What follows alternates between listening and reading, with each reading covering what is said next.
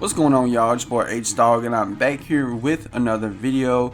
And there's been some recent news regarding Take-Two and Rockstar. According to big time YouTuber Swagta, who's big on Rockstar news, he did take to Twitter saying, quote, Take-Two is reportedly pressuring Rockstar Games to return to their more frequent game release schedule. Although this probably would be bad for bigger franchises like GTA and Red Dead, it would incentivize them to continue focusing on much smaller titles like Bully and Manhunt. And then Strauss Zelnick, he did say in an early 2018 investors call, all of our labels are focused on releasing a title when they reach that apex of effort and perfection. And then there is some sales numbers regarding how big Rockstar is and how viable they are to Take-Two. When GTA 5 sold more than 115 million copies worldwide, GTA Online made over $1 billion in 4 years.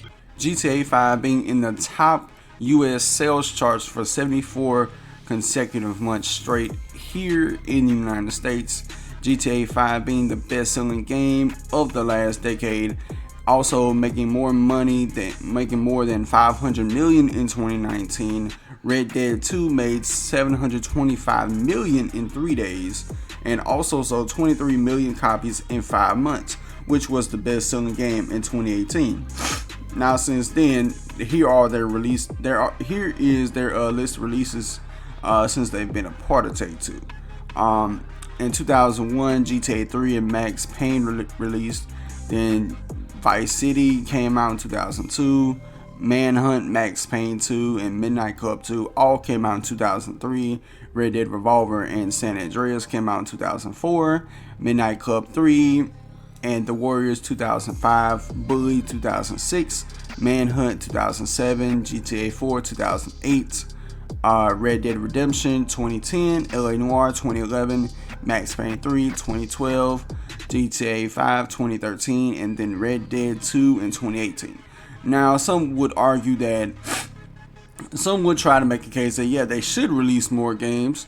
And honestly, I think the reason why Take-Two Rockstar takes so long is because they want a polished game. They want a perfect, I ain't gonna say perfect game, but they want a game that just meets its quality, and it takes so long for them to make. Now, honestly, would we love them to make some of these other games? Sure, but you never know. It depends on what they want to make.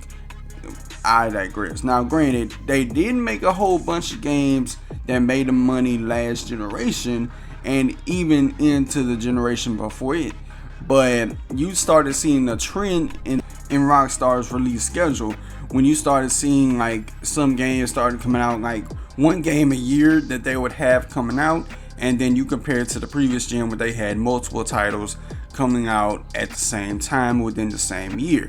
Now, honestly, I think it could be a bit of a double-edged sword, because you would have, granted, I think the way Rockstar be working and rocking, they would much rather take as long as they need to make a game, rather than just pump out 2 or 3 games a year, because they may not feel like that it's up to puff in terms of qualities. That's why they may feel like they want to take so long with their games.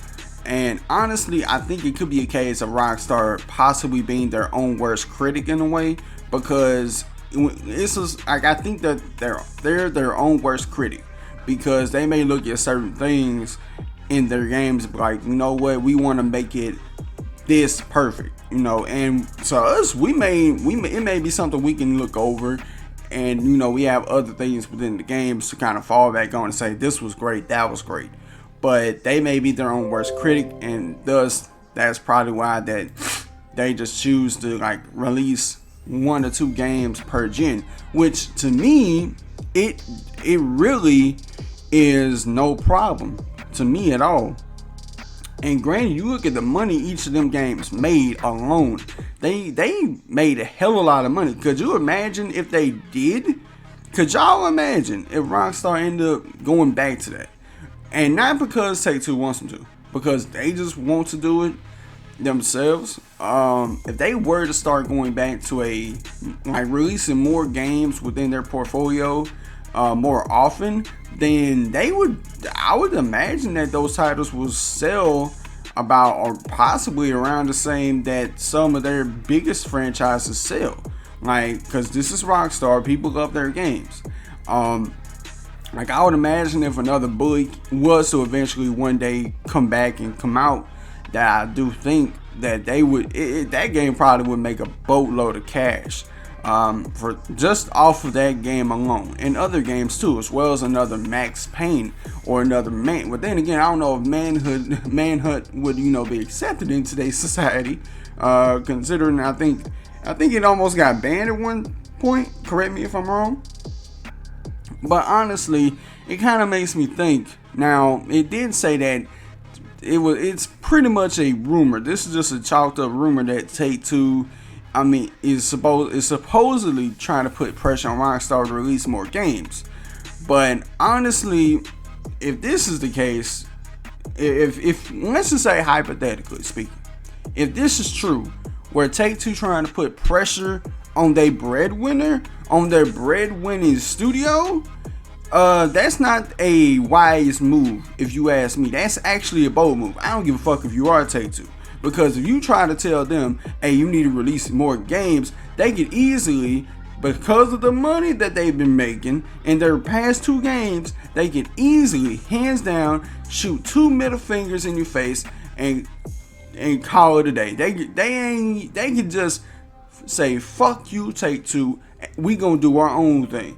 Because they're Rockstar. Honestly, I would say that they don't need Take-Two. They don't need to be a part of Take-Two, because they make so much money.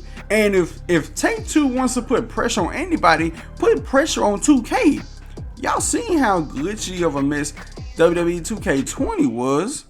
If Rockstar needs to put pressure on anyone, it's them. It's gotta be Take-Two. Granted, yeah, we understand Visual Concepts is making 2 games a year now, and I digress. I feel sorry for them. Now then again, it depends on how big Visual Concepts is. If they're big enough where they have separate studios work on both games, then we can start talking. But if it's the same studio working on 2 games and they got to be released every year, then yeah, that I don't want to be in their shoes. But honestly, I think it's a bad move and a bold move if Take-Two was to try to put pressure on Rockstar to release their games, because they can easily say, go fuck yourself, we gonna release our games when we want to, whether you like it or not, because we don't need you. We don't need Strauss Zelnick's money. We don't need Strauss Zelnick's money. We're fucking Rockstar. We run this shit, not you. We're your breadwinner. And last I checked, if you have a breadwinner in the company, a breadwinner developer, you should let them do what the fuck they want to do. As long as you see a return on your investment, shut the hell up. That's what they need to do. Shut the fuck up. Alright, but with that being said, let me know what y'all think about this in the comments below. Do you believe any of these rumors? Do you not? Let's talk about it in the comments below. And if you enjoyed this video, please hit the like button. Think about subscribing for more content. Until next time, it's been your boy H-Dog, and I'm out. Peace.